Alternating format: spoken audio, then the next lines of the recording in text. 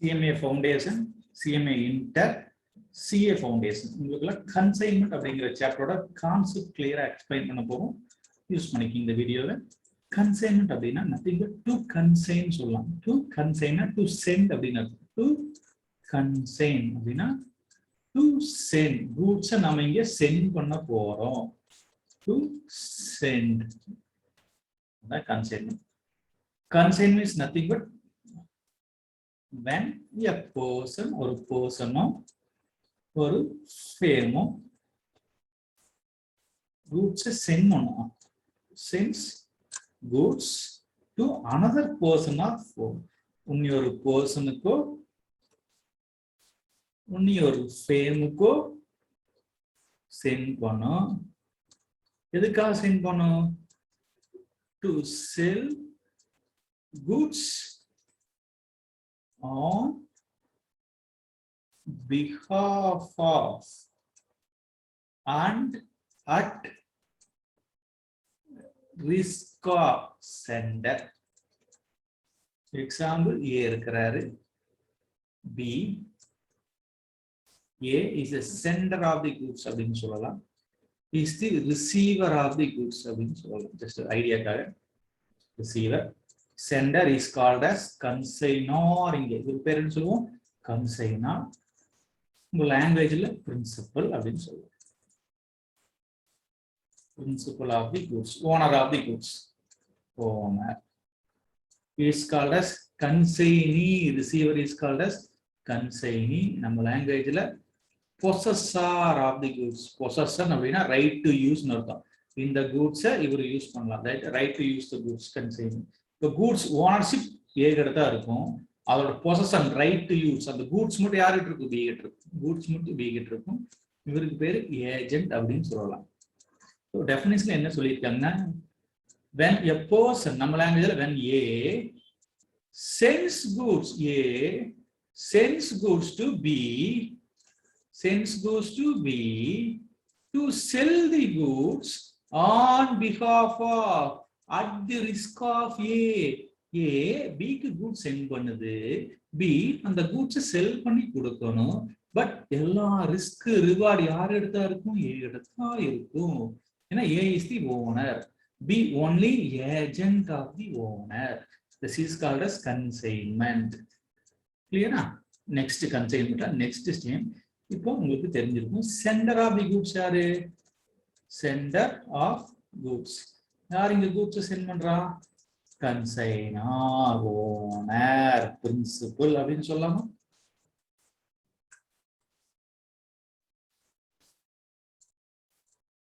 ஓகேவா?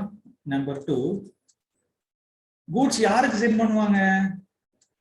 goods are sent to agent, sent to consignee, receiver of the goods, agent. கிளியரா? சரி, இதுல இந்த ஸ்டோரியில ஓனர்ஷிப் யார்கிட்ட இருக்கும்? Always with consignor. Ownership of goods யார்கிட்ட இருக்கும்? கன்சைனர் எடுத்தா ஓனர்ஷிப் இருக்கும். இப்ப கன்சைனிக்கு என்ன சார் கிடைக்கும்? பொசஷன். என்ன கிடைக்கும்? Possession. பொசஷன்னா goods in custody of consignee. Okay, right to use. Possession of goods. Number 4 இங்க பர்ஃபார்மா இன்வாய்ஸ் அப்படின்னு ஒரு கான்செப்ட். பர்ஃபார்மா இன்வாய்ஸ் அப்படின்னு என்ன sir? It is nothing but looks like invoice. Looks என்னது? Like invoice but not in invoice. Invoice மாதிரி இருக்கும் but not real one. Invoice தான் but invoice மாதிரி இருக்கும் பட் ரியல் ஒன் கிடையாது. பர்ஃபார்மா இன்வாய்ஸ் யாரு சார்? யாருக்கு சார் சென்ட் பண்ணுவோம் அப்படின்னா while sending the goods consignor will send to consignee. consignor கிட்ட ஒரு டூப்ளிகேட் இன்வாய்ஸ் சென்ட் பண்ணுவார். That is called proforma invoice. அதுல என்ன சார் இருக்கும் பர்ஃபார்மா இன்வாய்ஸ்ல? Proforma invoice conveys particulars of the goods. என்ன டைப்ஸ் ஆஃப் கூட்ஸ் அனுப்புறாரு, என்ன ரேட்டுக்கு அனுப்புறாரு, எவ்வளவு கேஜி, எல்லாமே particulars of goods. That is called as perform invoice. It is a duplicate invoice. Sent by the consignor to consignee.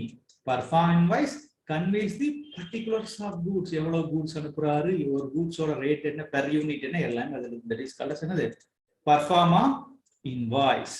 Clear? Okay. Next. Concept number 5. இங்க நம்மளோட owner யாரு, consignor. So consignee recovers all expenses incurred by him. All expenses incurred by him on the consignment business. இந்த கன்சைன்மெண்ட்டுக்காக consign என்னெல்லாம் expense பண்ணியிருக்காரோ agent, அதை principal கிட்ட இருந்து திருப்பி வாங்கிக்குவார். ஏன்னா இவர் only agent for the principal. இவர் எக்ஸ்பென்ஸ் பேர் பண்ணணும் அவசியம் கிடையாது. இவர் ஏதாவது எக்ஸ்பென்ஸ் பேர் பண்ணார்னா அதை கன்சைனார் கன்சைனிக்கு திருப்பி கொடுக்கணும். கிளியரா? Okay. Next, usually consignee agent makes advance payment. Advance payment அப்படின்னு சொல்லலாம். செக்யூரிட்டி டெபாசிட் சொல்லலாம். Security deposit in form of பணமா கொடுக்கலாம், ஆர் செக் தரலாம், இல்லைன்னா பில்ஸா தரலாம். இப்போ கன்சைனார் கன்சைனிக்கு கூட்ஸ் கொடுக்கறதுக்கு முன்னாடி ஒரு சேஃப்டி பர்பஸ்க்காக கன்சைனி ஏஜென்ட் பிரின்சிபலுக்கு செட்டன் அமௌண்ட் தரணும். எதுக்காக? ஒரு சேஃப்டி பர்பஸ். நீ யாருன்னு எனக்கு தெரியாது, நான் கூட்ஸ் கொடுக்க போறேன், எனக்கு நீ பணமாவோ இல்ல செக்காவோ பில்லாவோ கொடு அப்படின்னு கேட்பார். That is called as advance payment. Sometimes security டெபாசிட்டாவும் தரலாம். செக்யூரிட்டிஸ் டெபாசிட்டாவும் தரலாம். கிளியரா? Then commission. Number 7, commission. In case of consignment, இங்கே பிரின்சிபல் ஏஜென்ட் ரிலேஷன்ஷிப். என்ன ரிலேஷன்ஷிப்? பிரின்சிபல் ஏஜென்ட் ரிலேஷன்ஷிப் தான். எப்போ ஒரு பக்கம் பிரின்சிபல் ஏஜென்ட் ரிலேஷன்ஷிப் இருக்கோ அங்க சேலரி கிடைக்காது, கமிஷன் தான் கிடைக்கும். அப்போ இங்க என்ன கிடைக்கும்? கமிஷன். கன்சைனிக்கு கன்சைனர் கமிஷன் தருவார். எப்படி தருவார்? there are 3 types of commission. One is called as normal commission or actual commission. ஓகேவா? அதாவது கன்சைனார் கன்சைனி அக்ரிமெண்ட்டுக்குள்ள என்ட்ராகும் போதே கன்சைனார் கன்சைனி கிட்ட சொல்லியிருப்பாரு, நீங்க 1 lakh ஒருத்துல கூட்ஸ், எக்ஸாம்பிள் ஒரு 1 lakh ஒருத்துல கூட்ஸ் சேல் பண்ணி கொடுத்தீங்கன்னா உங்களுக்கு 1% கமிஷன் தர சேல் வேல்யூல. That is called fixed percentage of commission. என்ன commission? Normal commission or fixed percentage of commission on total sales. டிரான்சாக்ஷனுக்குள்ள என்டர் ஆகும் போது, நீ சேல் பண்ணும் போதே சொல்லிடுவாங்க. That is called as fixed commission. ஓகேவா? That is called as fixed commission. Number 2, del credit commission. Del credit commission.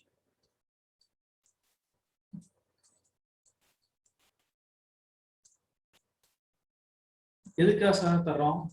Normal commission கொடுத்துருவோம் எப்பவும் போல, பிளஸ் ஒரு எக்ஸ்ட்ரா கமிஷன், அடிஷனல் கமிஷன் தருவாங்க. Additional commission along with normal commission. Additional commission எதுக்காக பே பண்றான்? Is paid by consignor to consignee. consignor consignee பே பண்ணுவான். ஓகேவா? எதுக்கு? to bear the loss on account of bad debts. to bear loss on account of bad debts. நமக்கு தெரியும் credit sales பண்ணா there is a chance of bad debts. Credit sales பண்ணா there is a chance of bad debts. எப்பவுமே ஓனரோட responsibility தான் அந்த லாஸை பேர் பண்றது. அப்போ கன்சைனாருக்கு ஒரு ஆப்பர்ச்சுனிட்டி கொடுப்பாங்க கன்சைனார், கன்சைனிக்கு ஒரு ஆப்பர்ச்சுனிட்டி கொடுப்பாங்க கன்சைனார், பிரின்சிபல் ஏஜென்ட்க்கு ஒரு ஆப்பர்ச்சுனிட்டி தருவாரு.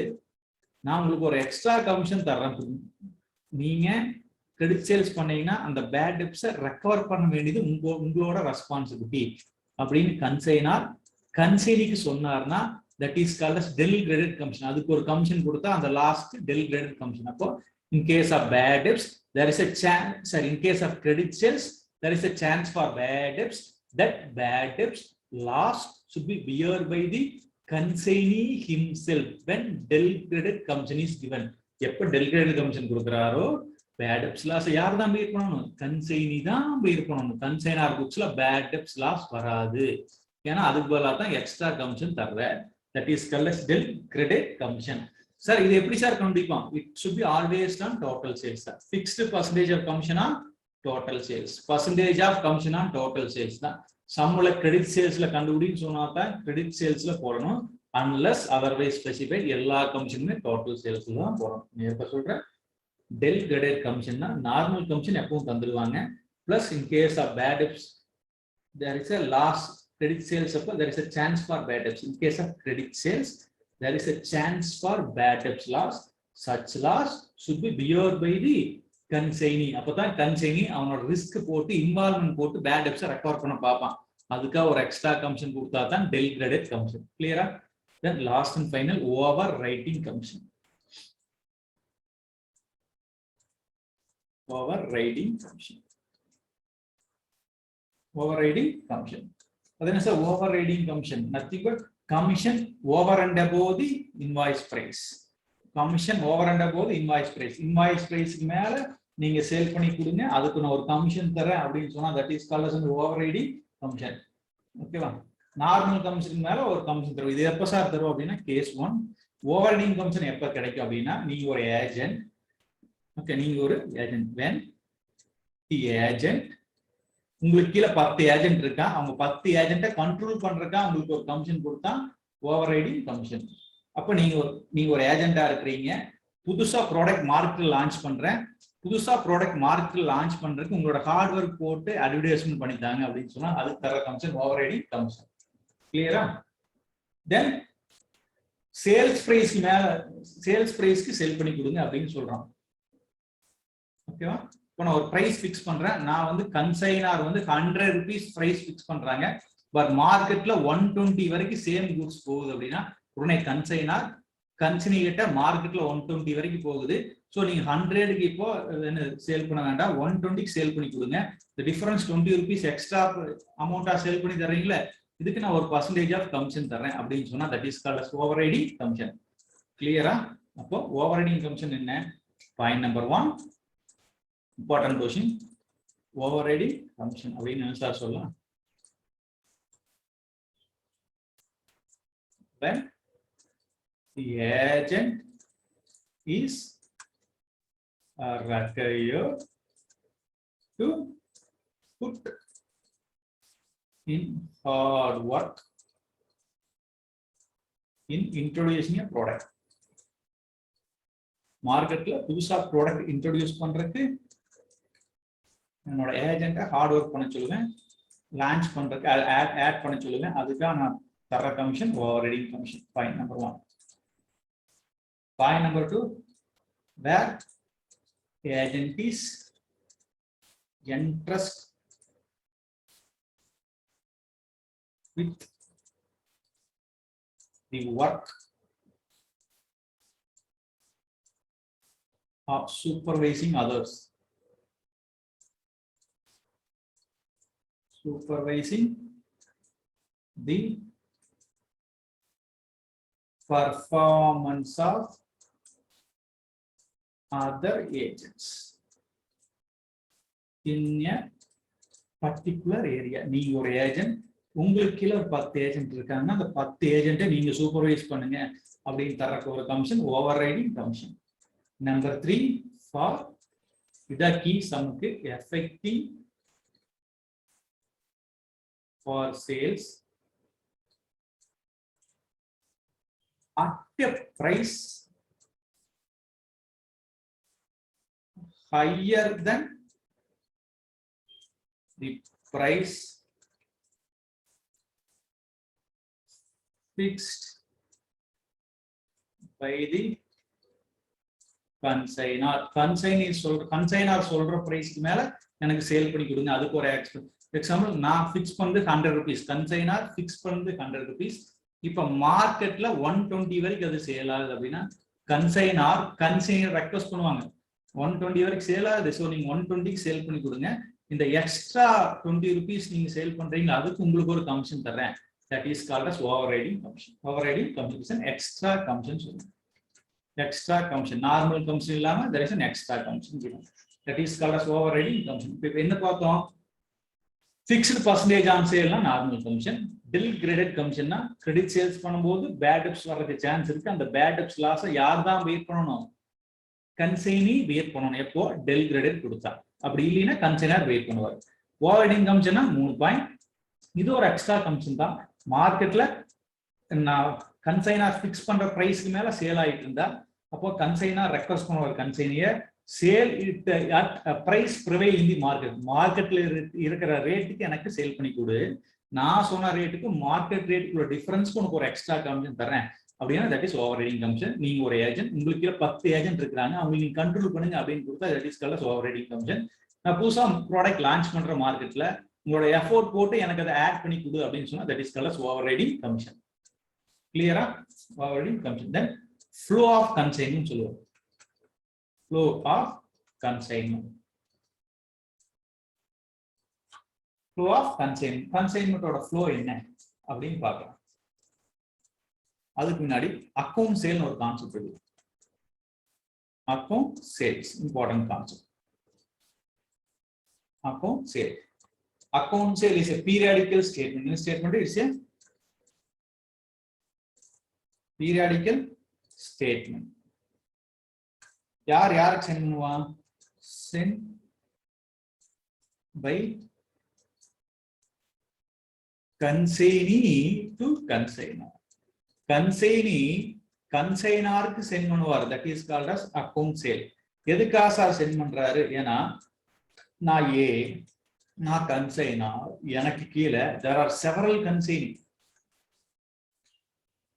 Delhi, Mumbai, Calcutta, Chennai, B in Chennai, C in Coimbatore, D in Jaipur, E in Ahmedabad. There are several consignee. எல்லாமே கன்சைனி, எல்லாருமே கன்சைனி. பட் எனக்கு நான் அக்கவுண்ட்ஸ் போடுறேன், புக்ஸ் ஆஃப் அக்கவுண்ட்ஸ்ல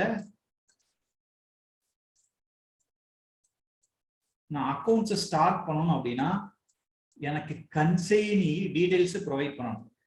பி அவரோட டீடைல்ஸ் கொடுக்கணும், சி அவரோட டீடைல்ஸ் கொடுக்கணும், டி அவரோட டீடைல்ஸ் கொடுக்கணும், இ அவரோட டீடைல்ஸ் எனக்கு கொடுக்கணும். அப்பதான் நான் என் புக்ஸ்ல அவங்களுக்கான அக்கவுண்ட்ஸ் போட முடியும். எக்ஸாம்பிள், ஏக்கு நான் எவ்வளவு தரணும் சார்? பி வந்து ஏக்கு எவ்வளவு சேல் பண்ணியிருக்கிற எவ்வளவு தரணும்?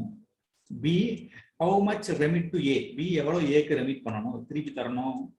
பியோட கமிஷன் அளவு அது ஏ எவ்வளவு தரணும். பி எவ்வளவு எக்ஸ்பென்ஸ் பண்ணியிருக்காரா அது ஏ எவ்வளவு ரீஇம்போஸ் பண்ணணும். எல்லாமே எப்ப தெரியும்? After account sale. Account sale கொடுத்தா தான் கன்சைனாருக்கு கன்சைனி என்ன பண்ணியிருக்காருன்னே தெரியும். அப்போ அக்கவுண்ட் சேல் கொடுத்தா தான் ஒரிஜினல் அக்கவுண்ட்ஸே ஆரம்பிக்கும் சம்ல. இதான் account sale. Is a periodical statement sent by the consignee to consignor which sets out amount need to paid by the consignor to consignee. Expense incurred by the consignee should be reimbursed by the consignor. Net received, net paid அதுல தெரியும். நான் உனக்கு எவ்வளவு தரணும், நீ எனக்கு எவ்வளவு தரணும் எது தெரியும்? அக்கவுண்ட் சேல் தெரியும். கிளியரா? Then flow of consignment. Flow consignment எப்படி சார் இருக்கு நமக்கு தெரியும். இன்வென்டரி கண்டுபிடிக்கிறதுக்கு காஸ்ட் ஆர் என்ஆர்வி அப்படிங்கிற ரெண்டு மெத்தட் யூஸ் பண்ணுவோம். க்ளோசிங் ஸ்டாக் கண்டுபிடிக்கிறதுக்கு ஒன்னு cost price or net realisable value. whichever lower. இதெல்லாம் காஸ்ட் பிரைஸ் நம்ம இன்வென்டரி வேல்யூ பண்ணணும். ஃபர்ஸ்ட் இந்த காஸ்ட் பிரைஸ் தான் ஃப்ளோ ஆஃப் கன்சைன்மென்ட் நீங்க சொல்லுவோம். காஸ்ட் பிரைஸ் எப்படி சார் கண்டுபிடிக்குது? ஃப்ளோ, அதாவது ஃப்ளோ அப்படின்னா ஒரு பிசினஸ் எப்படி ஆரம்பிக்குது எப்படி சார் முடியுது, அதான் flow of consignment. Particulars, units column, rupees column. இது கிளியரா தெரிஞ்சா சம் சிசி flow of consignment is called flow of consignment. Okay, first என்ன சார் பண்ணுவோம் அப்படின்னா எக்ஸாம்பிள் ஏ பாருங்க. இங்க கன்சைனரோட பேரை நான் ஏன்னு வச்சுக்கிறேன். கன்சைனரோட பேரை ஏன்னு வச்சுக்கிறேன். கன்சைனி ஒரே ஒரு கன்சைனி இருக்கான்னு வச்சுக்கோ, பின்னு வச்சுக்கிறேன்.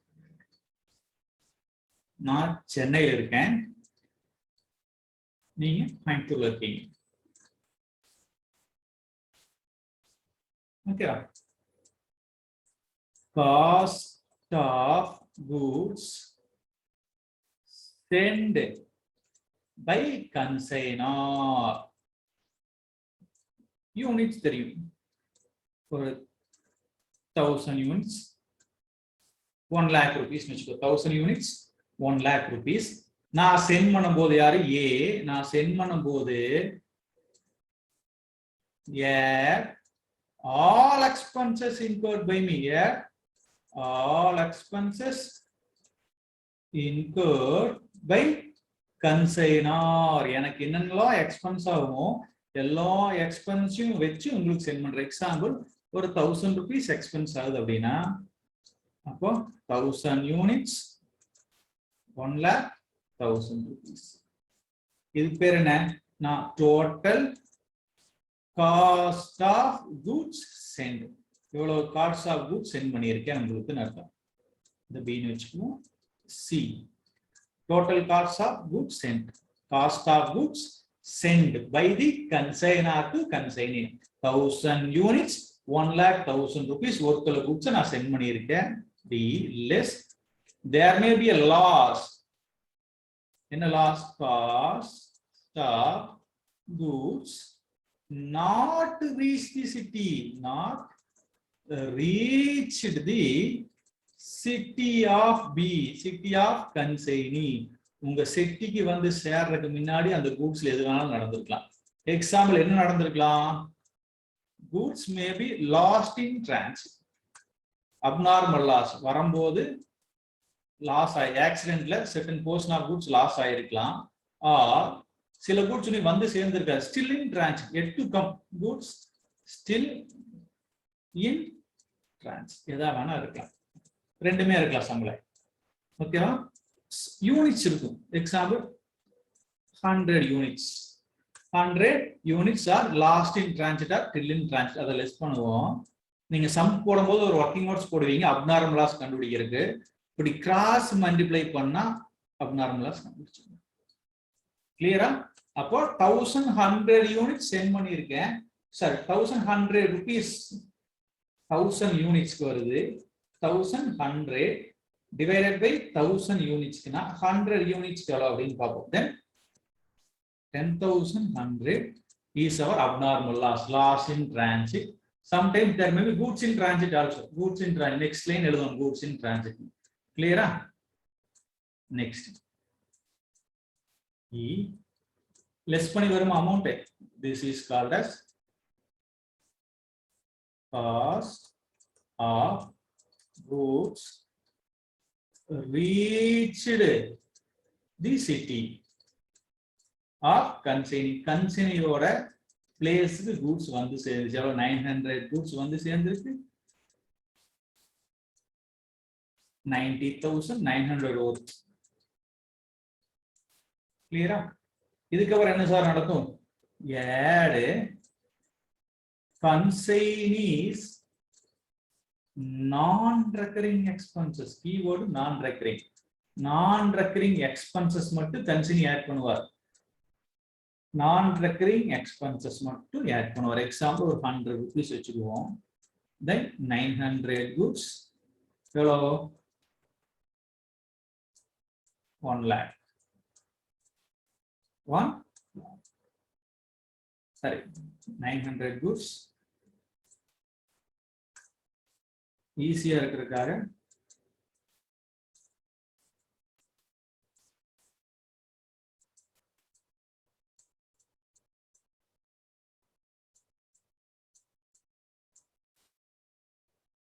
clear? 91,000 மாத்திக்கணும். ஜஸ்ட் ஒரு எக்ஸாம்பிள் தான் 91. இதுக்கு ஒரு நேம் வைக்கலாமா? இதுக்கு பேர் தான் cost of goods received by the consignee அப்படின்னு சொல்லலாம். ரீச் இங்க ரீச் ஆயிருக்கு, இங்க ரிசீவ் பண்ணியிருக்காரு. Cost of goods received by agent. Consignee கையில வந்து சேர்ந்த goods அளவு 900 goods, price 91,000. then there may be a normal loss. normal loss na expected loss. units column மட்டும் தான் வரும், rupees column வராது. எக்ஸாம்பிள் 10 அப்படின்னு வெச்சுக்கோ. then 810 balance 810 91,000. This is goods ready for sale. இதுதான் சேலுக்கு ரெடியா இருக்கு. goods ready for sale. இந்த goods சேலுக்கு ரெடியா இருக்கு. கிளியரா? சம்முல சொல்லி இருப்பாங்க 91,000 goods ரெடியா இருக்கா? 810 goods. அப்போ 91,000 divided by 810 போட்டா காஸ்ட் per goods கிடைக்கும். எவ்வளவு காஸ்ட் per goods?